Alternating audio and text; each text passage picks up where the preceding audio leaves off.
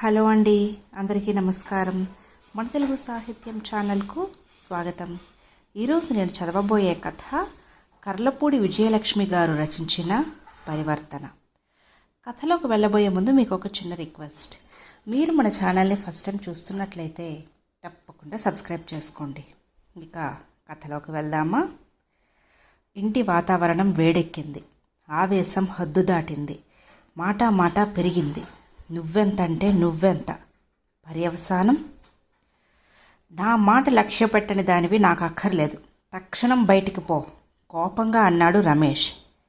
ఏయ్, ఆవేశంలో ఏం మాట్లాడుతున్నావో అర్థమవుతోందా? అడ్డుకోపోయాడు రాఘవరావు. అంతకంటే ముందు నేనెందుకు వెళ్ళాలి? ఈ ఇంటికి అద్దె కడుతున్నది నేను, నువ్వే బయటికి వెళ్ళు.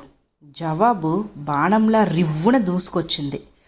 రాఘవరావు నిర్ఘాంతపోయి చూశాడు. ఆ మాటకి రమేష్ షాక్ అయ్యాడు. అలా మాట్లాడుతుందని ఊహించలేకపోయాడు. తేరుకోవటానికి కొద్ది నిమిషాలు పట్టినది. జరుగుతున్నది పిల్లలకు అర్థం కాకపోయినా ఏదో తెలియని భయం వారిలో ప్రవేశించి బితుకుమంటూ ఇద్దరిని మార్చి చూస్తున్నారు. ఓకే, అలాగే, నీ ఇష్టం. నీ ఇంట్లో నువ్వే ఉండు. నేను, నా పిల్లలు, నా తండ్రి వెళ్ళిపోతాం అంటూనే రాఘవరావు బట్టలు, తన బట్టలు 2 బ్యాగుల్లో సర్దాడు. పిల్లలు సర్దబోతుంటే విసురుగా బ్యాగ్ లాక్కొని, నా పిల్లలు నాతోనే ఉంటారు, స్థిరంగా చెప్పింది. పిల్లలిద్దరికీ తండ్రి తమని విడిచి వెళ్ళిపోతున్నాడని అర్థమవ్వగానే తండ్రి వంక దిగులుగా చూశారు. ఒరేయ్, దేన్ని తెగే వరకు లాగకూడదు. ఇద్దరూ ఆవేశపడిపోయారు. మంచినీళ్లు తాగినంత సులభంగా తొందరపాటు నిర్ణయం తీసుకున్నారు. మీరు తీసుకున్న నిర్ణయం చాలా తప్పురా. అర్థం లేని పంతాలకు పిల్లలను బలిపశువులను చేయకండి. అది నా కారణంగా.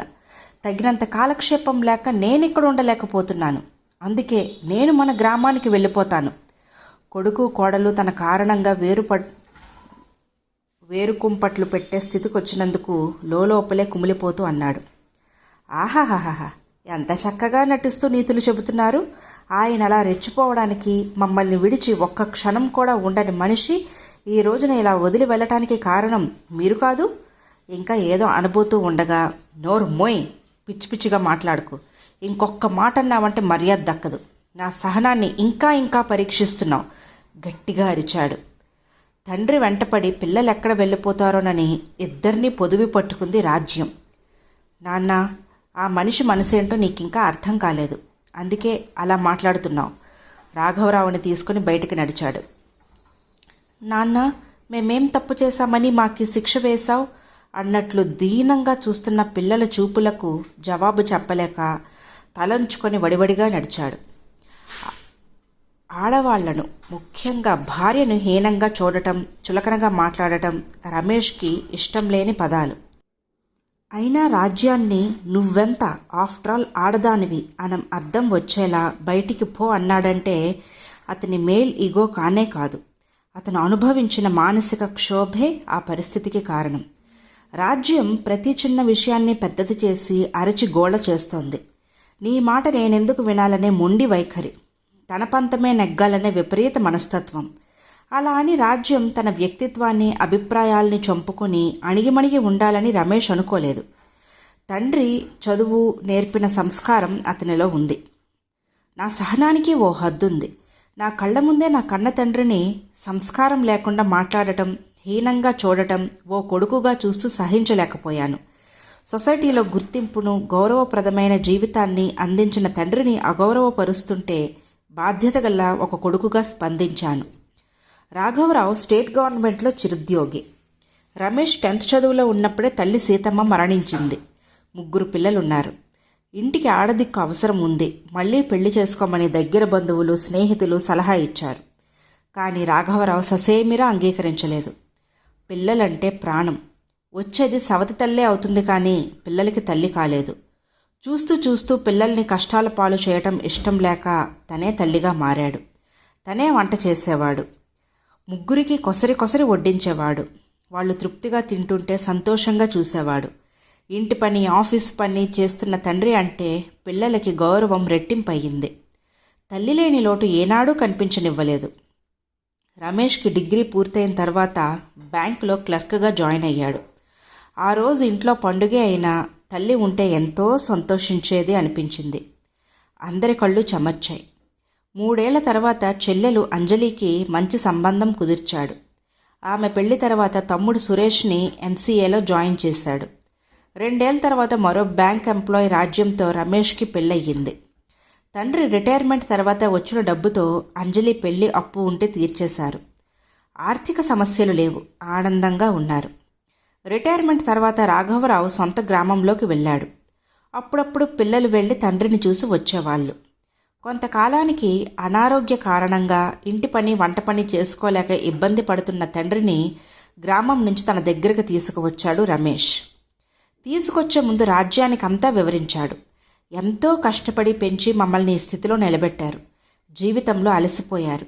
ఆయన శేష జీవితం ప్రశాంతంగా గడవాలని తీసుకొస్తున్నాను.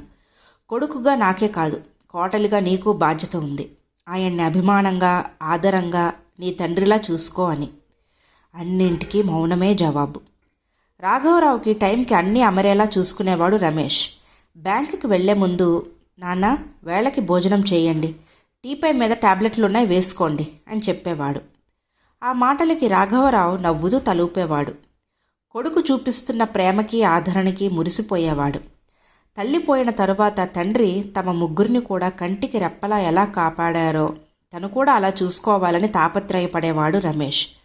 పిల్లలిద్దరూ తాతయ్య తాతయ్య అంటూ ప్రేమగా కబుర్లు చెప్పేవారు.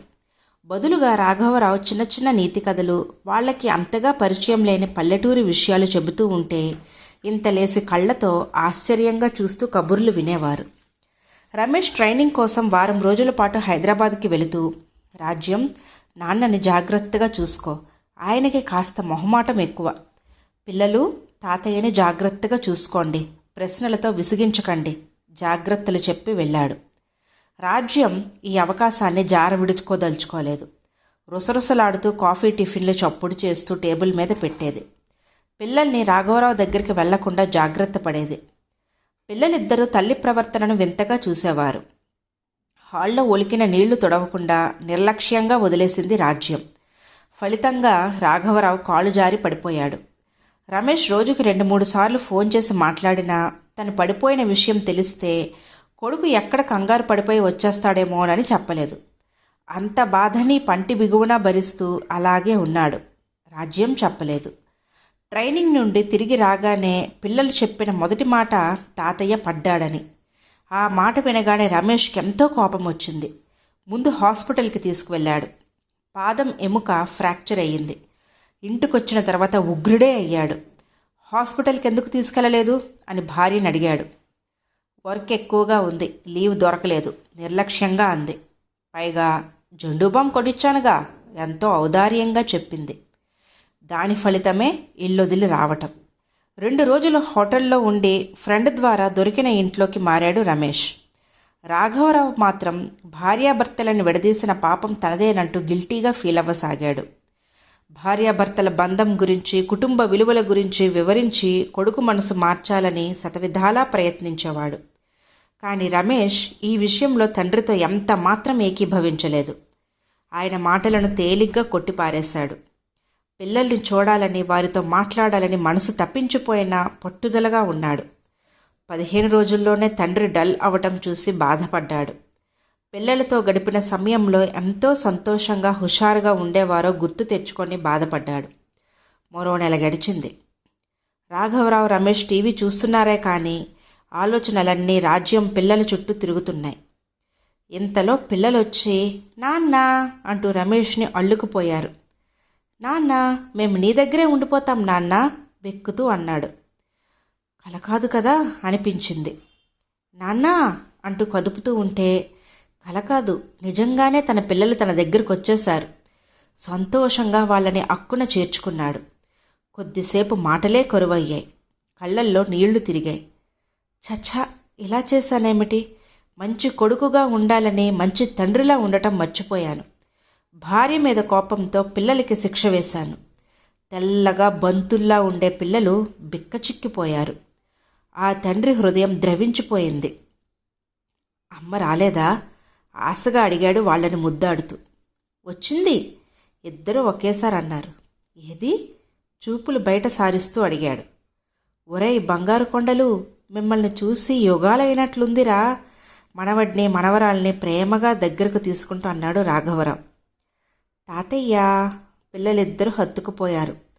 మసక వెలుతురులో అటువైపు తిరిగి నిలబడిపోయిన ఆమెను చూస్తూ, ఏంటి రాజ్యం, అక్కడే ఆగిపోయావే, ముందు లోపలికి రా అన్నాడు రమేష్. భర్త పిలుపులోని అభిమానానికి మార్దవానికి రాజ్యం కదిలిపోయింది. ఆమె కళ్ళ వెంట నీళ్లు గిర్రున తిరిగాయి. నన్ను క్షమించండి, మీ మీద దిగులుతో పిల్లలు అలమటించిపోయారు. అన్నం తినకుండా మారం చేసేవారు. అప్పుడు మామయ్య మీద మీకున్న ప్రేమ అర్థమైంది. ఆయన పెద్దరికానికి విలువ ఇవ్వకుండా చాలా మూర్ఖంగా ప్రవర్తించాను. మామయ్యను చాలా కష్టపెట్టాను. మీ నాన్నను చూసినట్లు చూసుకో అన్నారు, కానీ నేను అలా అనుకోలేకపోయాను. సంస్కారం లేకుండా ప్రవర్తించాను. నా నిర్లక్ష్యం వల్లే మామయ్య పడిపోయారు. మా నాన్నకే ఇలా జరుగుంటే, మా వదిన నుంచి ఇలాంటి తిరస్కారం ఎదురైతే ఒక్క క్షణం ఆ ఊహే భరించలేకపోయాను. అందుకే నన్ను నేను సరిదిద్దుకున్నాను. మామయ్య వచ్చిన తర్వాత పిల్లల్లో మొండితనం తగ్గి బుద్ధిమంతుల్లా అయ్యారు. తాతయ్య సాన్నిహిత్యం వారికి ఎంతో సంతోషాన్నిస్తుంది. ఇంకా రాజ్యం ఏదో చెబుతూనే ఉంది. రమేష్కి ఆ మాటలేవీ వినిపించటం లేదు. నన్ను నేను సరిదిద్దుకున్నాను అన్న మాటలే అతని చెవుల్లో మారుమ్రోగుతున్నాయి. రండి, మామయ్యను క్షమాపణ అడగాలి. రమేష్ చెయ్యి పట్టుకొని ఆమె లోపలికి నడిచింది. అతను చెప్పలేని ఆనందంతో ఆమె వెంట నడిచాడు. ఇదండి కథ. ఈ కథ కనుక మీకు నచ్చినట్లయితే లైక్ చేయండి, షేర్ చేయండి. అలాగే మరిన్ని ఇంట్రెస్టింగ్ కథల కోసం మన ఛానల్ను తప్పకుండా సబ్స్క్రైబ్ చేసుకోండి. Thank you.